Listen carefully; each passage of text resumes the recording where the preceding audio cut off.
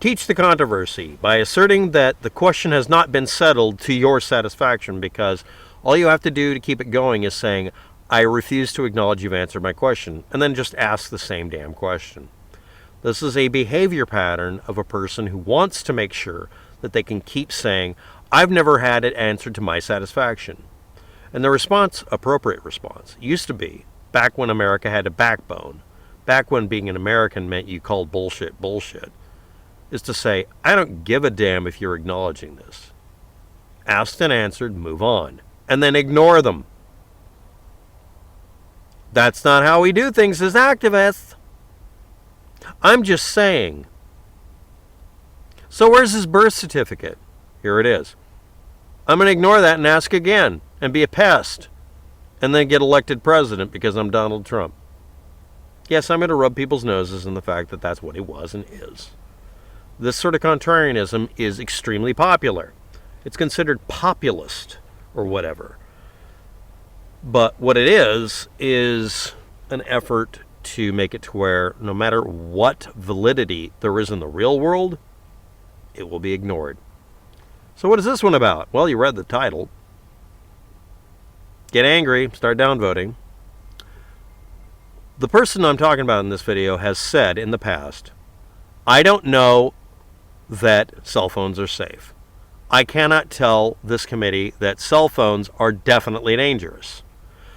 There's not enough energy or in microwaves or radio frequency produced by cell phones for communication to cause the breakage of chemical bonds, and particular DNA, which is the source of mutations that lead to cancer, and I acknowledge it.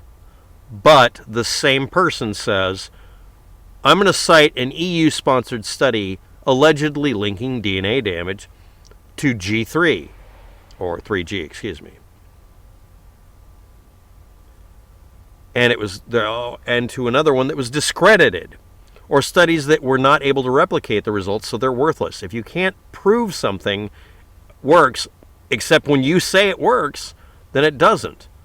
I can take a battery, a light bulb, and a switch and do a real stupid study that says if you take a 1.5 volt battery that reads 1.5 volts, and it's a AA battery and it's an alkaline and it's brand new from the package from any store, and take a wire from the top and the bottom and put it to a light bulb, and the light bulb comes on, and it's a stupid damn light bulb.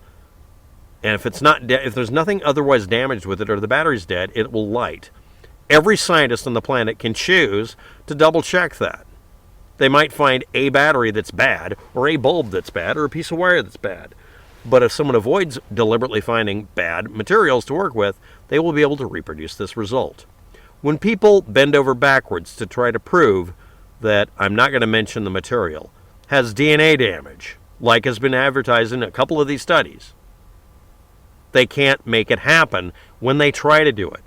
Some people even tried to oversensitize the material they were testing by deliberately blasting it with X-rays to get the damn DNA to break and see if there would be a way of amplifying the effect, because it might be an extremely small effect. It had no effect. Radio signals from cell phones do not do any of these things, except for special people who are, well, I'm gifted because I can make these results happen once. Well, what else? After many years of study and work, the World Health Organization report on cell phones was released and concluded that further study was needed as the data didn't support the beliefs of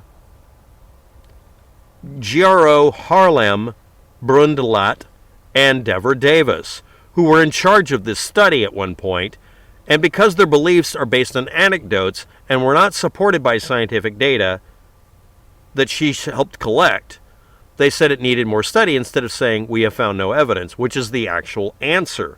The World Health Organization, specifically through a specific subset of the World Health Organization, came to the conclusion that there was no evidence for bringing this up and it should be dropped. But because some activists were on the committee, and because they do make money going around the country giving talks on this, they have a conflict of interest. Every other damn thing that can go wrong, everything everyone accuses real scientists of doing in ways that don't actually make sense and have no money involved.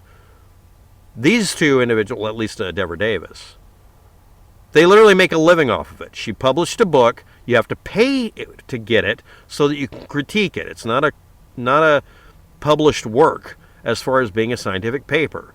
But people went ahead and bought the damn thing so they could critique the shit out of it.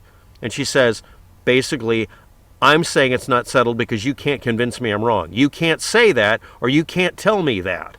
Yeah, because you're being pig-headed, and she has an obvious reason to lie at this point. Or, more accurately, refuse to be proven wrong. Let's not say that she's lying. Let's say that she's an egomaniac at the worst. But she was part of the studies that proved that she was simply wrong by having a lack of data. She even went on and on at one point. It doesn't matter if you give me a million studies that don't have anything. She tells the story of a woman who gets a headache in a meeting and suspects that somebody in the room has left a cell phone on. She's right, because most people in the room are going to have a cell phone on. He turns it off. We're not told whether her headache went away. We're told that the woman is a physician and used to be a prime minister in Norway. Mobile phone alarmist Devra Davis at one time claimed to be a Nobel Prize winner. I already did a video on that. And there's a discredited IPCC study that she was apparently associated with. She made a career out of the idea that cancer often has little to do with what's going on inside of our genes and must be caused only by external stuff. The work she did at one time was reviewed and refuted and peer-reviewed as quite uninformative, boring, old junk, and well-known for years assertions that was debunked for years, basically rehashing stuff. Environmental Health Trust, the private organization whose sole purpose seems to be to promote claims that cell phones and other radio frequency equipment causes cancer, was started by her. Disconnect. The truth about cell phone radiation, that the industry has, what the industry has done to hide it, and how to protect your family. The only disconnect here is cognitive dissonance on her part. A chapter defending Dr. Hugo, I can't pronounce it, who is found guilty of scientific fraud.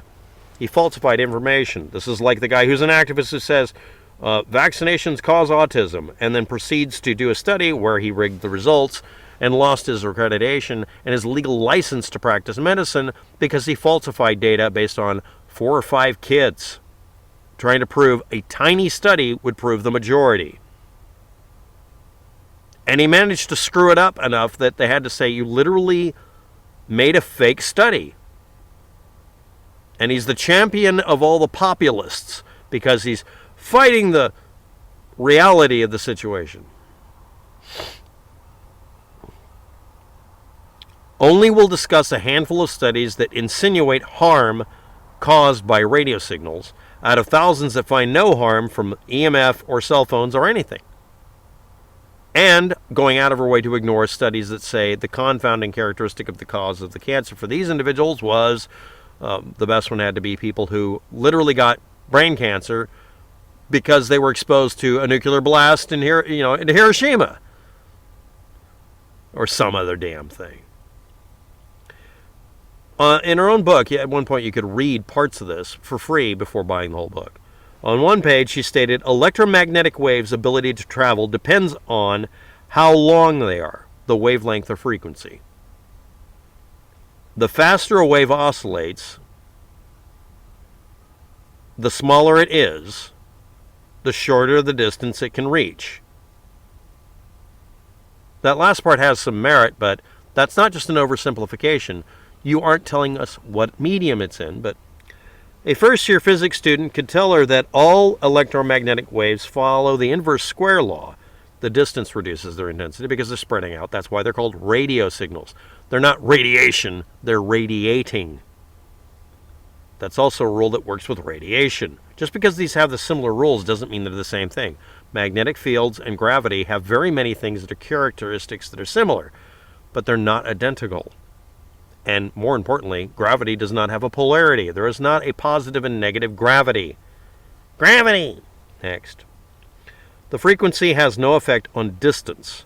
Frequency does have an inversely proportional effect on penetration of tissue. Higher frequencies have a harder time penetrating skin and only can go in a very tiny distance.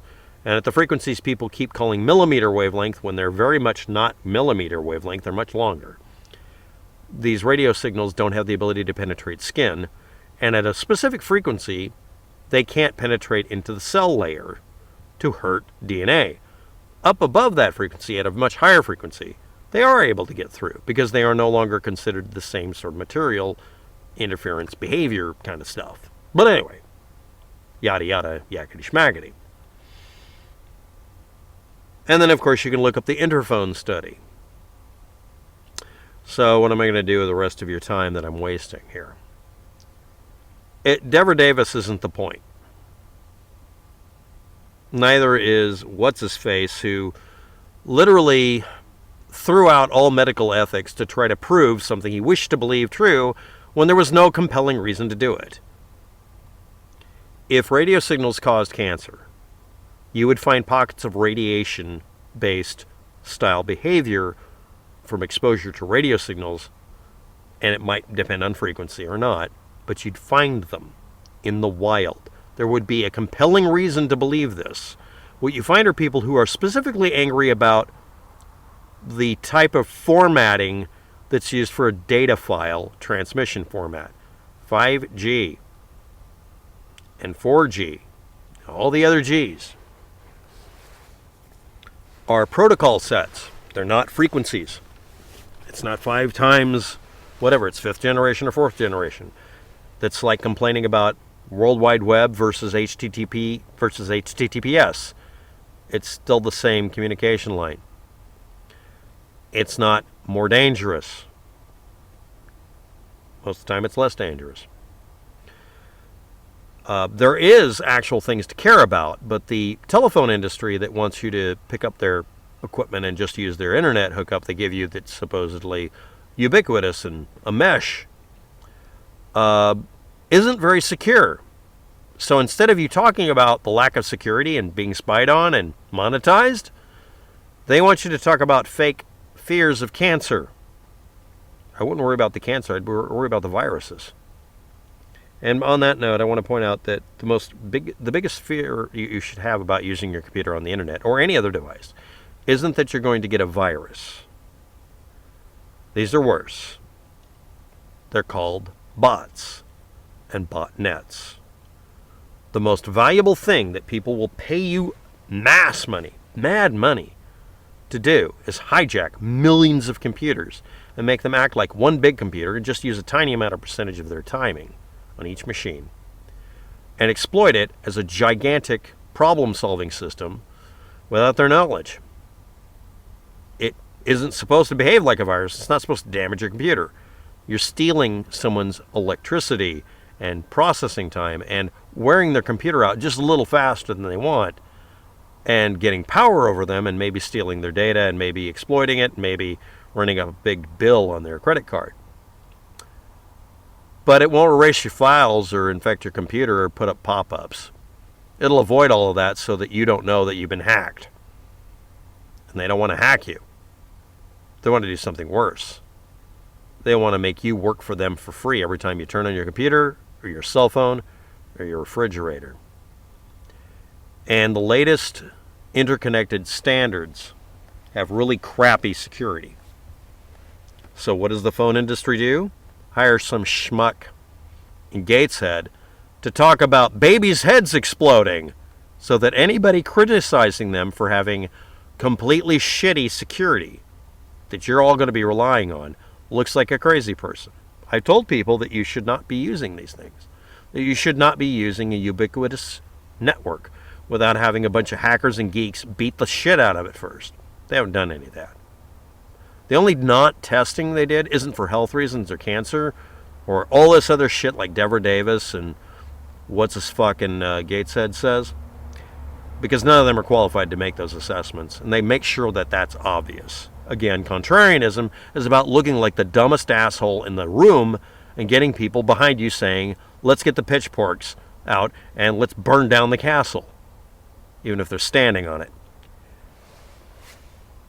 It's never about actually talking about the fact that your cell phone has not been secure probably for the last 10 years and you should know it. They don't want you to talk about that. This is the curtain you're not supposed to look behind. And this lady and the others are making sure you never do.